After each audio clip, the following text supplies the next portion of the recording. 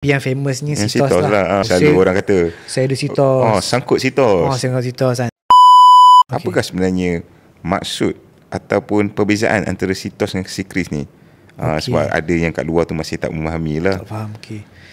Macam si Chris ni ialah lebih kepada bank negara punya report assessment lah, macam tu. Lebih kurang faham. faham. Sitos ni pula dia ialah agensi pelaporan kredit ataupun credit rating agency yang dibenarkan oleh kerajaan Malaysia untuk dapatkan laporan kredit orang-orang dalam Malaysia ni. Ada beberapa lah, antaranya Sitos, Experian dengan CBM kredit. Tapi yang famousnya Sitos lah. Yang selalu orang kata saya ada Sitos. Sangkut Sitos. Sangkut Sitos kan. Sebenarnya bila institusi kewangan yang selain daripada bank ni semua, dia orang akan guna, contohnya macam bank telco ke dia orang tak boleh nak guna si Chris punya ni. So dia orang gunalah Sitos. Tolong blacklist. Blacklist sebenarnya dia dikenakan blacklist, bukannya dikenakan Sitos. Macam tu lah. Faham. Sitos tu adalah satu badan, agensi pelaporan kredit. Faham.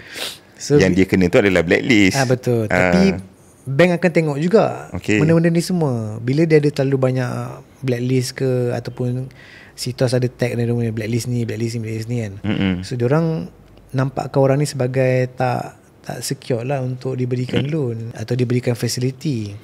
Jadi sebab tu bila sangkut ni, sebab tu yang kita datang je lah syarikat seperti kita ni untuk bantu selesaikan dulu supaya nama-nama mereka ni bersih balik. So apabila seseorang tu dah di blacklist kita ambil term blacklist tu kan, blacklist. So syarikat tu kan secara tak langsung memulihkan nama dia kembali. Betul. Dengan selesaikan hutang dia dahulu.